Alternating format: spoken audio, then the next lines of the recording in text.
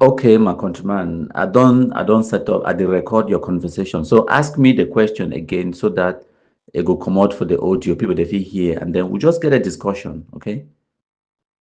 Okay, so my question is this. We, for me in particular, I've been following you, and I am going to say I'm very okay with your efforts in the struggle to eliminate Ambazonia in Cameroon. Mhm. But now, this other aspect of you giving out things, sending out publications that make people to think that you are supporting the government position in the electoral system is actually of concern to me. I want to look at the way someone like the Minister of Electoral Administration is going about with the electoral process. His publications, his interviews, his statements, and when you come out and you make publications that sound like you are okay with what is happening, it's actually making a lot of people to think that you don't only fight against Amazonia, but you are actually supporting the way the country is being ruled, the way the country is being managed. I don't want to be seen as somebody that we will say when you are up against Amazonia, automatically you are in support of the government. No.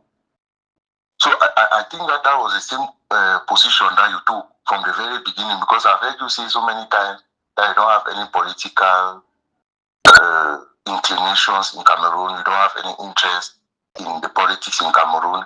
You were attacked in your community when you visited Cameroon.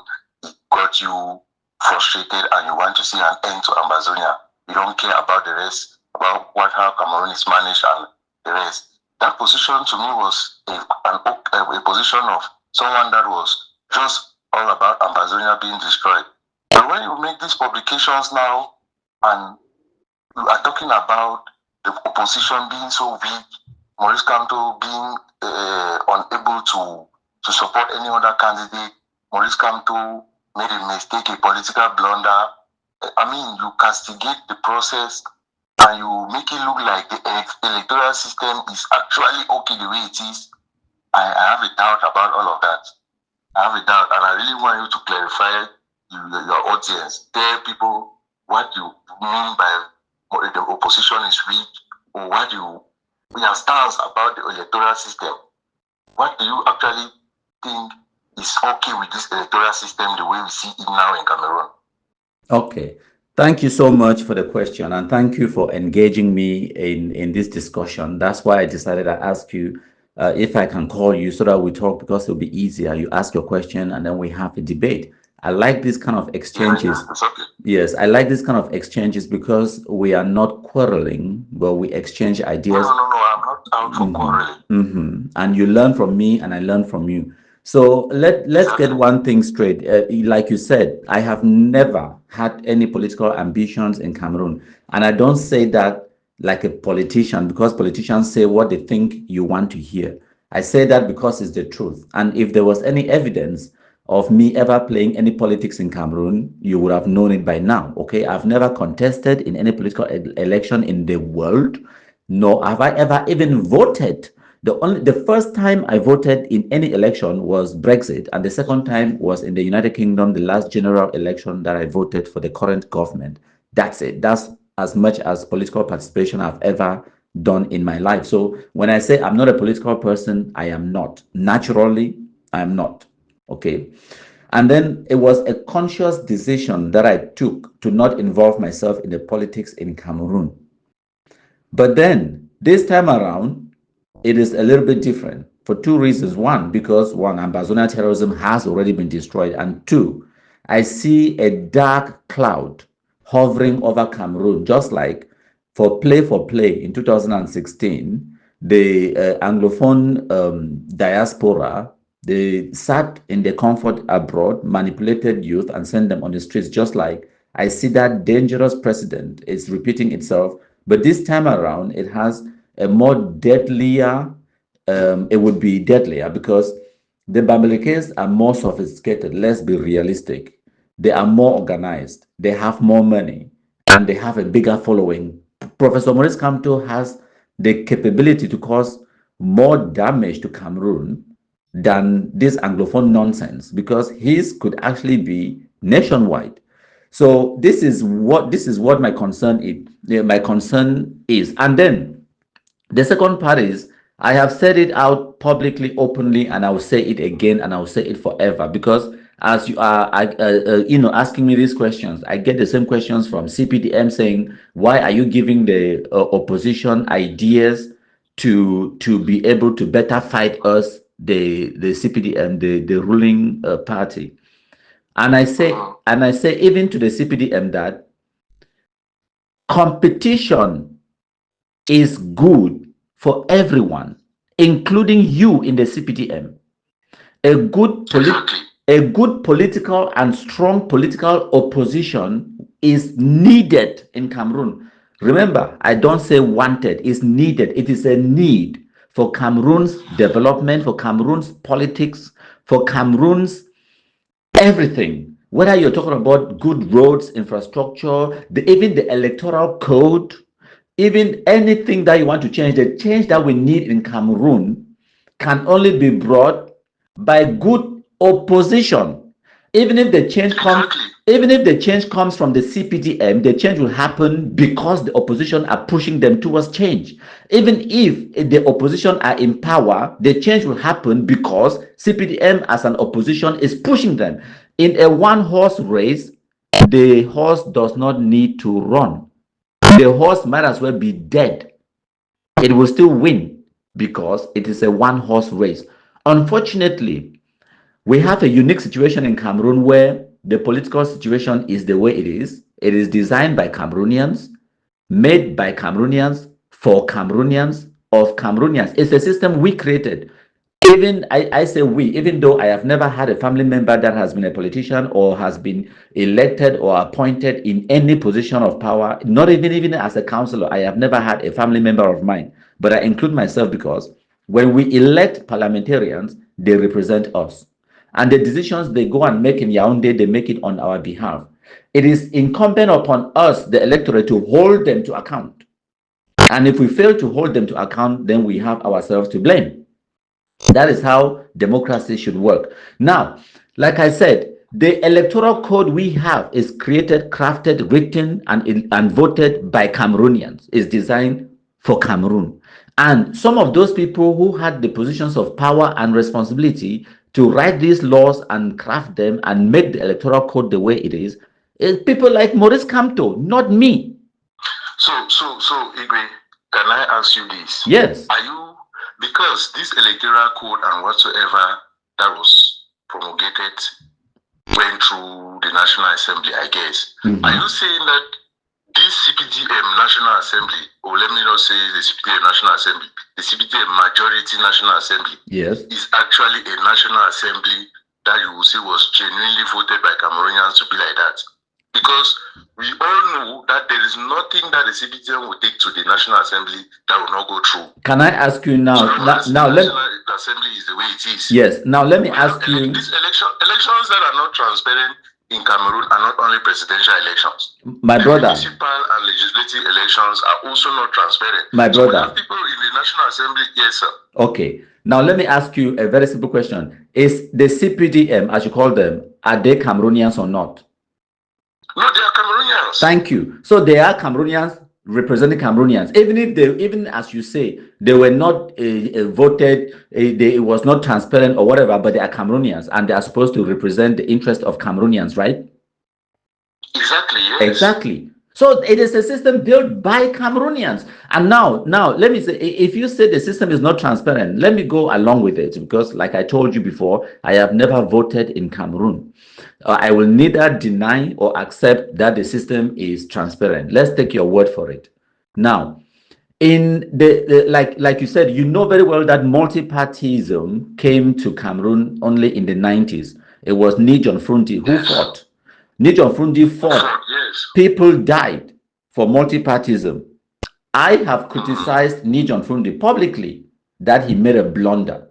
So you see, I am very, very fair with my criticism. I don't just criticize Professor Maurice Kamto. And what was the blunder? He made a okay, yeah, go ahead. I wanted to ask the blunder Fantastic.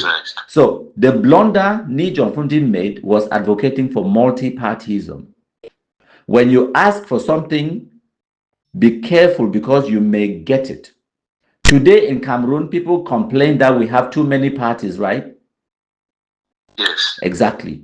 But that's what Nijon Fundi was advocating for, multipartism. What if he advocated for two-party system, like in the United States of America? Would it have been better? I think at the time, he had to use what he had available to gather Cameroonians behind him. If he had called for just a dual party system, it would have been very clear that he wanted his own personal interest. Okay. But then again, my brother, but then again, the main opposition leader. Yes, politics is a game of interest. We have to remember this. And you have to spell out your interest clearly. You cannot keep pretending that politics is not interest. Yes. Say, this is my interest. Is interest. Yes. But okay, now I've got another suggestion. How about a three-party system? Yeah, I don't have any problem with the three-party system. Well, there you go. You see, you ask a question, now I have just answered it. The problem our ancestors until today Cameroonians keep making is poor political calculations. We make the wrong calculation and then we come and wonder why it is not working. Okay, now the problem to me is I'm not just talking about I'm not talking about the political calculations our forefathers made and all of that. Okay. I'm talking about the corruption in the electoral process. Okay. Right. Forget about the multipartism and all the so many parties. Why is it that it is so difficult for the regime in place to make an electoral system that is completely independent? Make an electoral system that let me answer the question. Let me answer the question. Do we know? Let me answer now.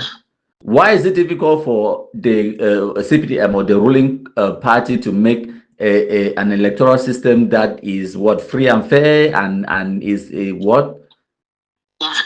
Independent. Because we just established that politics is a game of interest. Whatever rules. So now are we talking about elections? Now let me answer now. Because they want to remain in power. That is their interest. So when they have the opportunity to make rules, they will make rules that favor them. It is as simple as that. And the only way to dismantle. Now let me. Your point is, my question is, when you say it like that, because you are saying it, you're actually saying the truth. But exactly, because I am not a politician. It is like it is correct. No.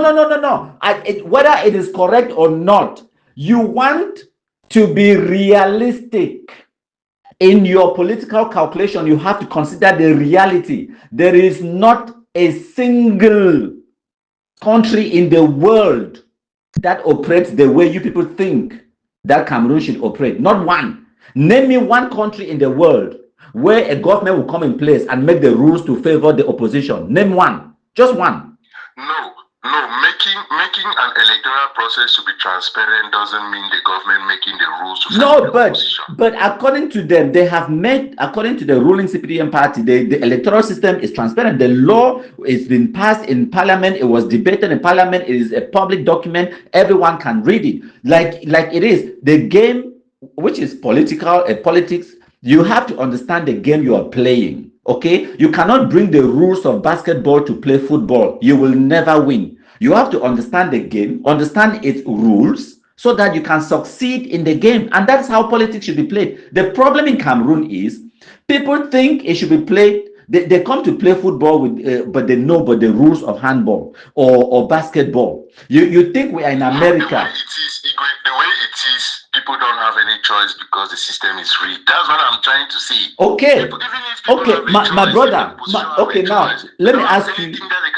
Let me concede with you that the system is rigged. Do you think the system was also rigged in Senegal when these young guys, Bassirou and the rest, they came to power? Was it rigged against them? In Senegal, the system was not rigged. It was.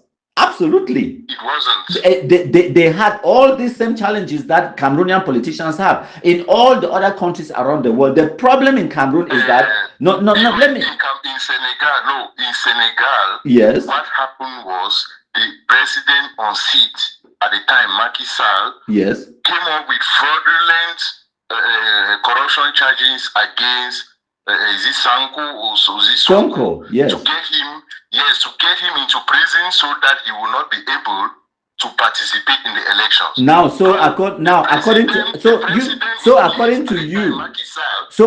you, that is not rigging the system. Do anything? No, I'm not. He was trying. That is not the electoral body. I'm not talking about the electoral body here. He was trying to make Sanko illegitimate to be part of the election. Yes. But then, and he succeeded, right? In no way. He succeeded, but he was not able to influence the electoral body. No, you're talking about. Listen. You're talking about. I have been using the word electoral code. Yes, you're talking about the Constitutional Council. Now, let me explain to you. In Senegal, Macky Sall actually tried to do something that is worse than anything President Paul Biya has ever done. He tried to extend his own term to stay longer as president. Okay, that is when the Constitutional Council. Right? Yes, because the Constitutional Council went against him because it was plainly unconstitutional. The Constitutional Council is independent, right? Well, but now let me tell you something. If President Paul Biya tried to do something similar in Cameroon, you will see how the Constitutional Council will also go against him. But he's never done that. He has never done that. We all know that he will not. He has never done that. Because, listen. He can never do it because he has to pass through the National Assembly. Exactly. Exactly. They will support him and the Constitutional Council will validate. So exactly. Because no, that is not legalized corruption. That is the legal way of doing things legally. He uses the system to his favor. Now let me tell you one thing. Like you said, why did Macky Sall not look for a third term? Because he could not change the constitution of Senegal. Why couldn't he change it? Because there would need to be an election for him to have majority in parliament to pass a bill in parliament that will extend the constitution, the term of office for the president. And he knew that if he went for parliamentary elections or something like that in Senegal, he will lose because the electoral system in Senegal is transparent. And it's not about transparency now. Okay, now let me tell you something that maybe you're. Wait. Let me tell you. The system is not transparent. Well, you say transparent. It is transparent because the laws are written and are promulgated, and everyone knows what the rules are. You just need to play the game according to the rules. The problem with Cameroon and Cameroonians is like they just complain. Many of those people that are complaining don't even know the rules, don't even know what they're talking about. Now, do you remember that in 1992, I believe, the first presidential election and the parliamentary election in Cameroon? Do you know that CPDM was a minority in parliament? They did not win the majority vote. Do you know that? That was when Paul Biya was still struggling to show that he could be democratic, and he saw that if he continues like that, he was going to be removed from there. You see? No, listen. You guys have excuses. The only transparent election that has ever taken place in Cameroon, presidential election, was in 1992, and that Paul Biya lose. Okay, according to you. Let me. Okay. From that time, he learned a lesson and vowed not to ever organize any transparent election in Cameroon. Okay. From that first election that you. Going to praise him for that? Are we Wait, going to say that I am not. Wait, when have I praised him? I'm just telling you the truth and the reality as it is, whether you like it or not. I'm telling you the truth. Okay, based on that first presidential election that you said that it was transparent and people voted and he lost or whatever, the reality is that the makeup of the Cameroon National Assembly, the CPDM was a minority, right? Yes. Fantastic. From then on, why did the opposition not take advantage and build on that and increased their seats in parliament? Why did it start going down and reducing and reducing and reducing? Because the government framework came in now to dismantle anything democratic in the country. Well, you see, that's when you talk out of ignorance, my brother, and that's where wait. Let me explain now. Let me explain. We now saw. Let me explain now. Political parties. Well, let me explain. Their support to the Listen, and stuff like if that. someone tells you that you're talking out of ignorance, ask him that what part did I say that was ignorant? What part did I not get right? I will explain, because we are not fighting. Do you remember that? Just explain. Right. Do you remember that when after that 1992 election, the next parliamentary election, do you remember that the SDF boycotted? Yes, and Funzi said that was the worst mistake he ever made in his career as a politician. Thank you. And then in 2020, Kamto made exactly the same mistake. And you blame President Paul Biya for that? Igwe, I am not blaming President Paul Biya for that. Thank you. You know very well that Maurice Kamto is not going in for this election as MRC. Why not? Because MRC has made that mistake that you said. Exactly. They were already out of the race. Exactly. They were now going through money. They were going through money them. Yes. Where did money them go wrong now? Okay. If you do, fantastic question. I like when people ask questions. Money them went wrong by their infighting. Full stop. Need I say more? Why did that infighting come in only on the last day of the submission of the candidacies for the presidential election? Well, that's where you're wrong. Wait. Ask one question at a time. One question at a time. That's where you're wrong. You're wrong because their infighting did not start today. That's where you're wrong. Anyway, okay. Now, shall I explain? Now, let me explain. In one of the interviews, this Jordan Yebga was complaining in 2022. I know you can use that. No, not even 2022. Way before that. Okay, now listen. Yes. You know that the government had intervened and had claimed to have solved the problem, and that was why they knew that there was no longer any problem in Manidem. Where the government had intervened and claimed they solved the problem. First of all, the irregularities, as the case is right now, okay, can Anisted Ekane, can he show evidence that they deposited files at the Ministry of Territorial Administration with the minutes of their executive changing the president of Manidem from Diodone Yebga to Ekane? Can he show evidence to that? That is not a question that I can answer, Igwe. Exactly. Now let me explain. Now I don't know if you saw, but it was clear online. Yes. Where the site of the Ministry of Territorial Administration was manipulated. I mean, live. No, let me talk now. Live. Listen, my brother. Where does it say in the Electoral Code that the president of a political party will be determined by what the Ministry of Defense website says? It doesn't say anywhere in the Electoral Code. Okay. Now let me tell my brother, we are talking about law. The code is written down on paper. There is nowhere that says the president of a political party will be determined by what the website of Minat says. There is nowhere that says that. Okay. That's what I'm saying. Now let me tell you, where does it say? How do we know when you register your political party?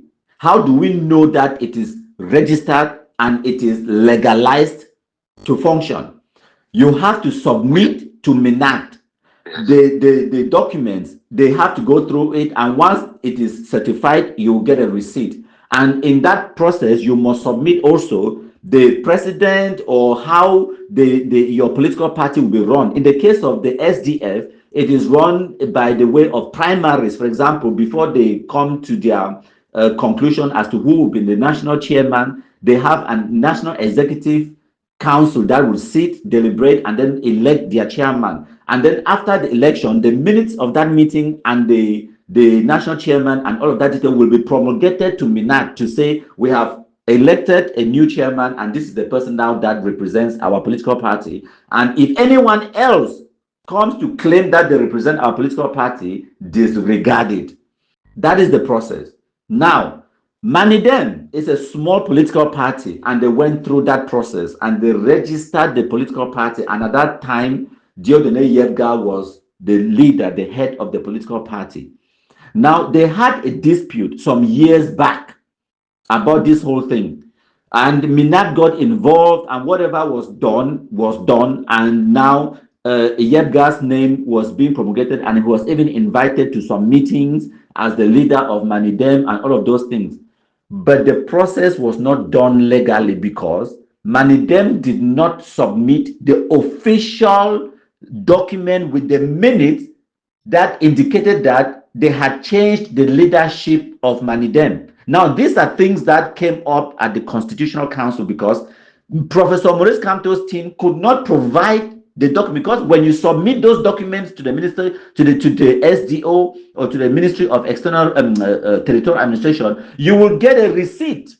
They could not submit the minutes of when their executive met and decided to remove Yebga and appoint Ekane.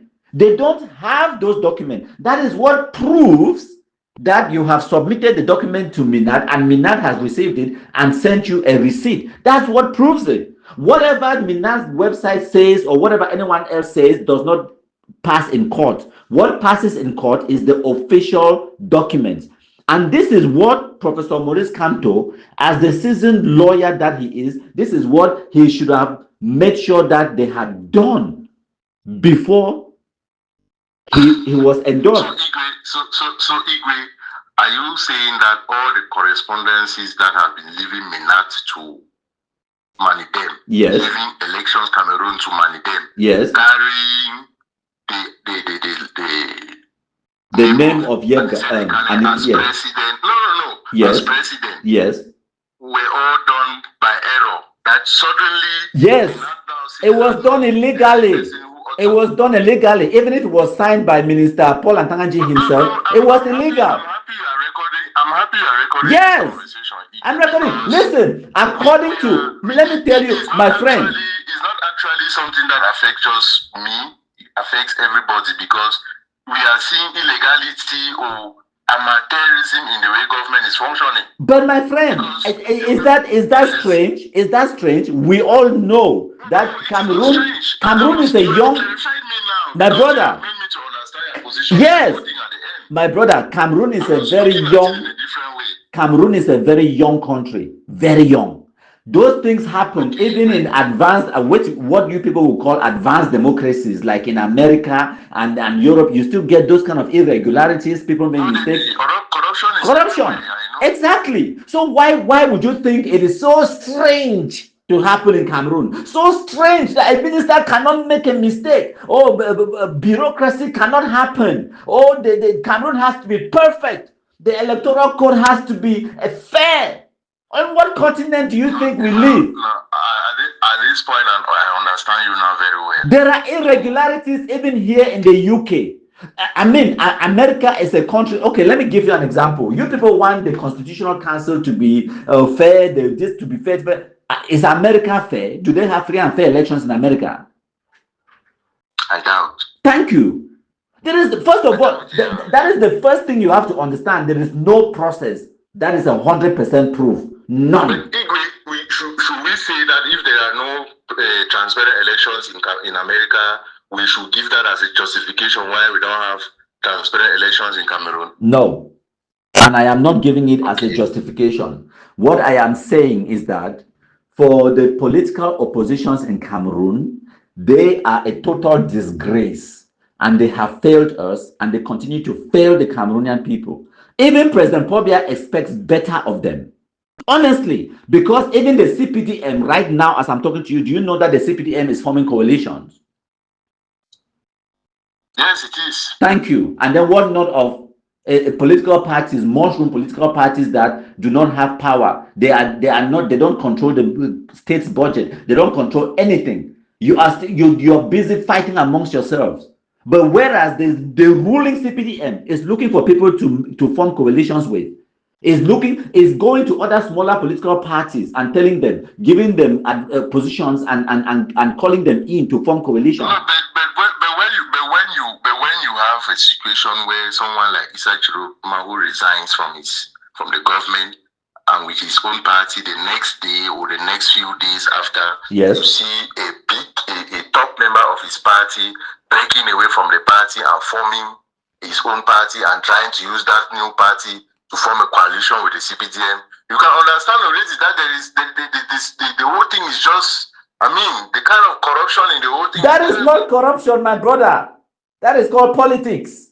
If you don't like the game, don't play the game. If you don't like the heat, get out of the kitchen. That is called politics, a game of interest. The man has seen an opportunity. Is it accepted, Igwe? Is it accepted like that? Yes, it is legal. What is wrong with that? Should we preach that to Cameroonians as something that's correct? Whether it's correct or not, it is happening. So you have to adapt with the situation. Stop complaining, adapt, overcome, and win. Stop complaining. That's life. If Isaac Chiroma was in control of his party and in control of his Congress and knows that his people are going to vote for him, then that should not be a worry for him. Right? Well, that is politics, my friends. That is politics. That is going to happen any day, anytime, anywhere in the world. And if you are not prepared, ready to face a challenge like that, then you want to rule Cameroon.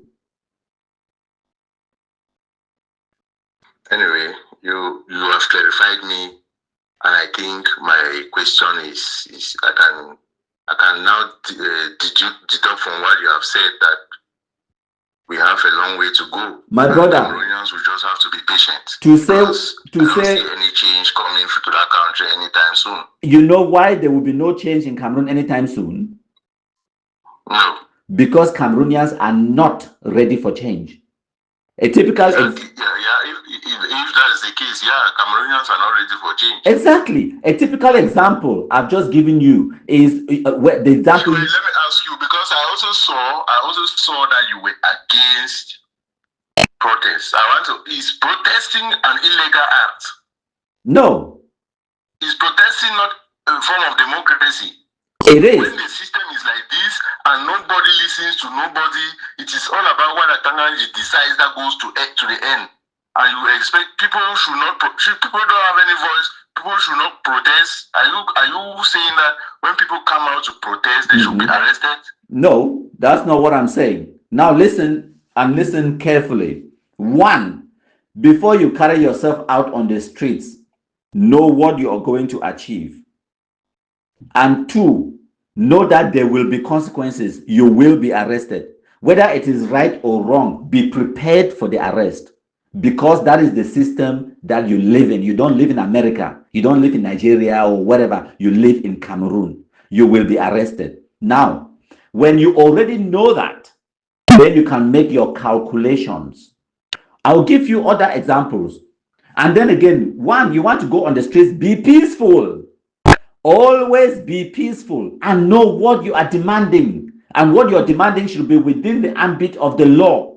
For example, when the lawyers and the teachers, do we see any angry crowds in Yaoundé? Yesterday, yes, there were people picking stones and throwing at police. I literally played the video. No. What happened was when the crowd started gathering. You remember the minister and the SGO of Funzi or something like that had passed a communique that nobody, like any crowds or whatsoever, were prohibited. So when people started coming out, the police started throwing tear gas, and when tear gas starts flying in the air, people are bound to start running up and down. Some are picking the tear gas and throwing them back at police, and that is how those things usually start. My brother, it's not like people just went in there with stones and started shooting places. That was not how it went. Whatever the case, the video that I saw people picking things and throwing them at police or whoever they were throwing at, that is against the law in every country in the world. I'm not asking you, I'm telling you, do that in America. In America, you are right, but the problem is the people were not even, they were just in the crowd. They were not portraying anything before the police started shooting at them like that. Okay, now, like you're saying, okay, like you're saying. So people are not allowed to gather in a group in Cameroon again? No, they are. You can let me give you an examples, my brother. Okay, take the example of 11 February and 20th May, the National Day of Cameroon. That could have been a brilliant day for a political demonstration in front of President Paul Biya himself. Imagine if the MRC or the political opposition in Cameroon had flooded 20th May Boulevard with a political message. The whole world will be there. President Paul Biya himself will be there. Why can they not do that? They are waiting for the Constitutional Council, waiting for the day. Why must it only be them? When the opportunities present itself, we don't take it. We only look for the ones that we will go and disrupt. That could have been a peaceful way of demonstrating and passing out a political message, because political parties are allowed to march on that day. It's a national day. Those are examples of days that the political opposition, for example, can literally hijack the 20th May celebration. Why not? That's just an example. Do you think anyone would throw tear gas at them on 20th May Boulevard if they come to march and wave their flag in celebration of their country? But that is, they usually march and wave their flag, right? Exactly. But then how many? So what do you want them to go and do in front of the president and on a 20th May? That No. You know, when you are protesting, you also have to, when you are in opposition, what I know is you are not out to disgrace your country too. Exactly. But then the problem, your president and destroy a celebration like that in the presence of diplomats and international cameras. Okay, now, my brother, how do you do that one? Do you remember the NSAS in Nigeria, when the Nigerians were protesting, not even to change their country? Yes. They were protesting against a corrupt police department. Police force. Yes. What happened to the protesters? They were crushed. Some of them, about a dozen of them, were killed, right? They were shot dead at Lekki toll gate, right? Exactly, yes. Thank you. Now, I'm not saying that was right. I'm telling you, this is the game. This is the system. If you go to fight a system, guess what the system will do? It will fight back. Okay? So it is, rather than for you to go and sit down and be complaining, oh, it is not fair, oh, the system is fighting back against me. It's for you to fight harder and stronger. You want to rule Cameroon? Then you have to show us a better game. Because what the opposition in Cameroon are doing right now is child's play. They never even start. And now people in this way, they want to rule Cameroon. I will agree with you on that one. It's a total disgrace. You want to rule Cameroon? What do you know what other people went through to change their country? The only thing that I appreciate people like Maurice Kamto is that at least he did not run out of Cameroon and go and be making noise in a different country. He is in the kitchen facing the heat. He is on the ground, which is good. But his political calculations. You should also, because you made a statement to me that his supporters are calling for.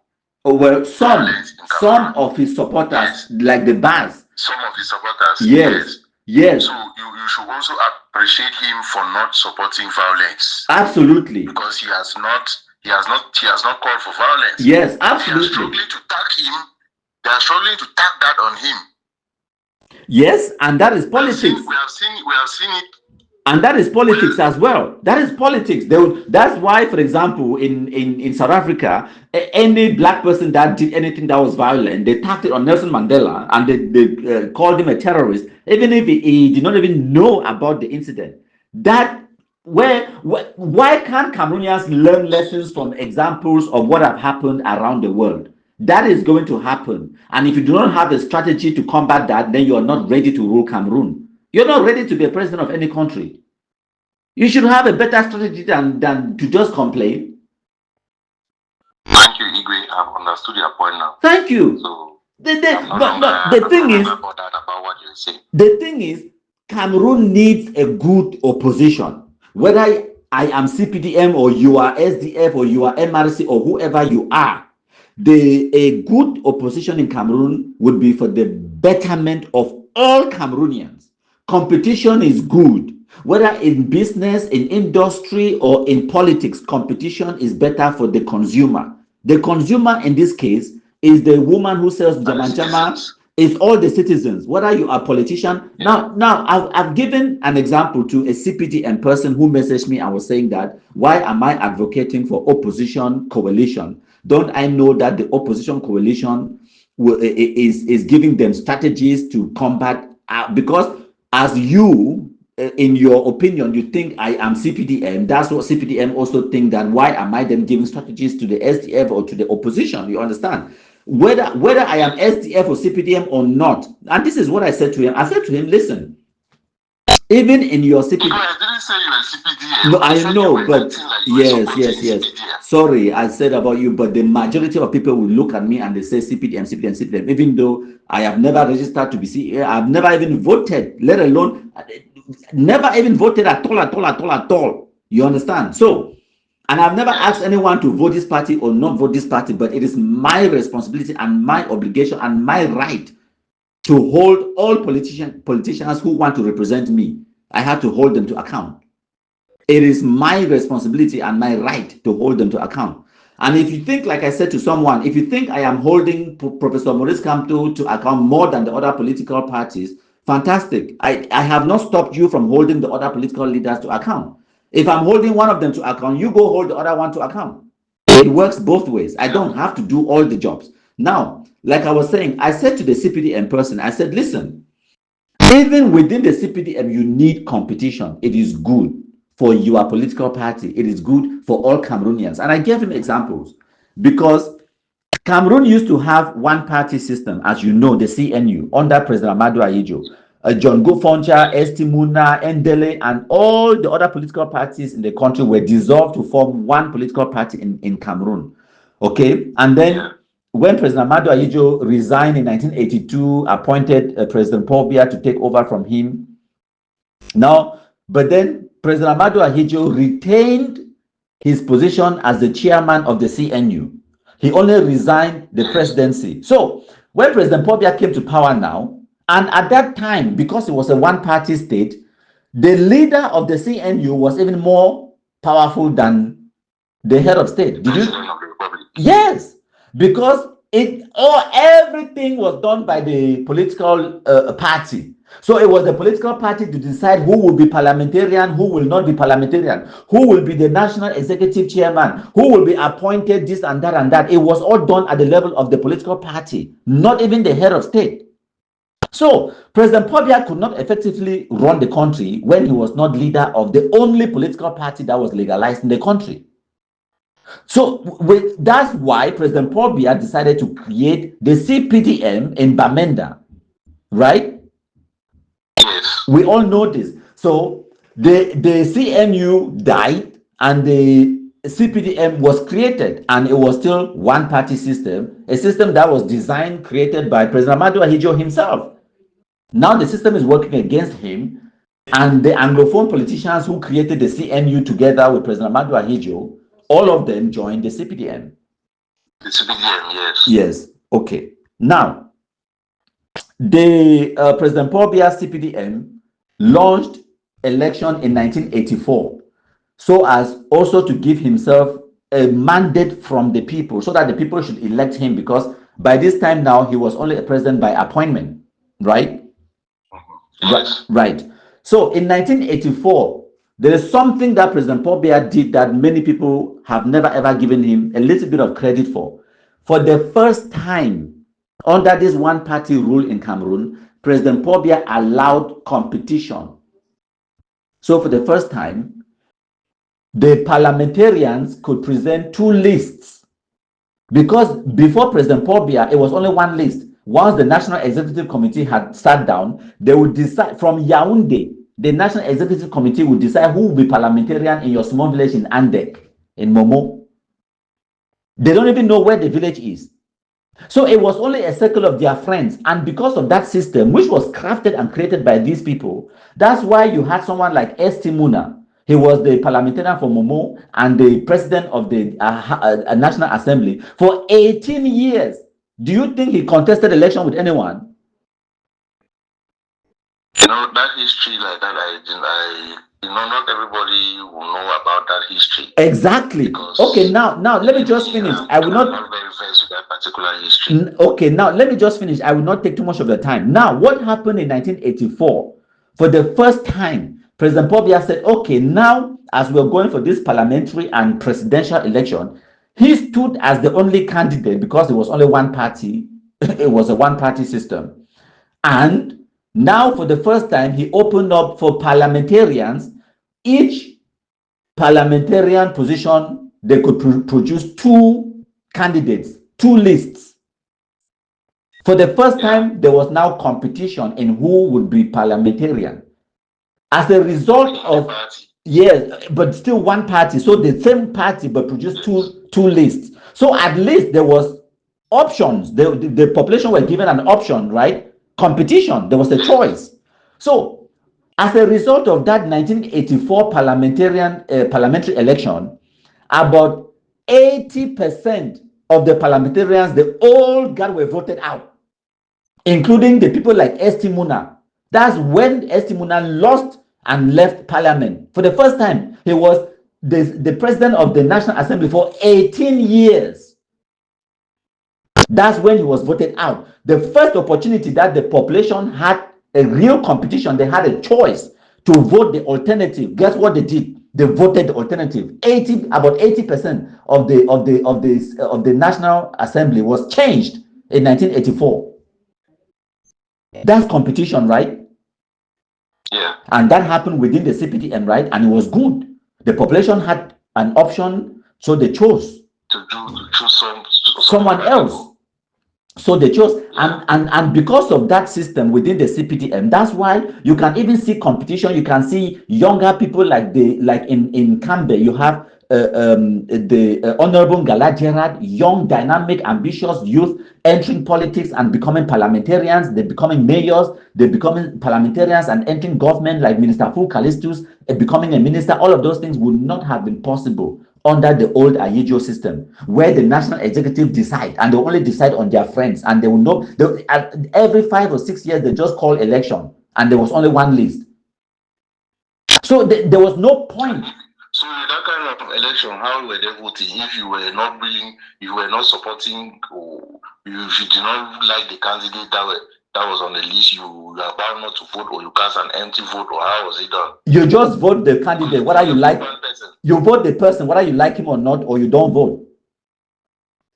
My brother, that's why I keep telling Cameroonians that Cameroon is not Niger, Cameroon is not Burkina Faso, Cameroon is not Mali, Cameroon is not Gabon. Cameroon has a unique system that has been built by Cameroonians, by our historical makeup, how we gain independence and how the country has been formed. It was created by us and can be dismantled by us. But there is a way to do it. And so far, the Cameroonians who want change have not unlocked how to come about that change. That is the problem of Cameroon. The problem is not that the system cannot be changed. Whenever President Paul Biya has received enough pressure, he bows to the will of the people.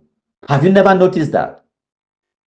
Yeah, that's true. Even with multipartism, President Paul Biya bowed to the will of the people.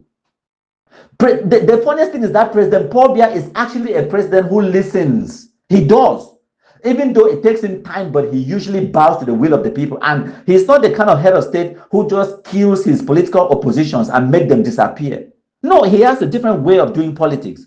His way of doing politics is bring the opposition to his side, and then there is no opposition. You understand? Yeah. So look at. Thank you so much. At times, when you read and when you read at times and you talk, you get a different perspective. Yes. So like I'm telling you, with somebody in the house, and I was like, why is he writing this kind of thing? My brother. But talking with you now, I really have a different understanding of everything. I don't look at Cameroon as I'm saying.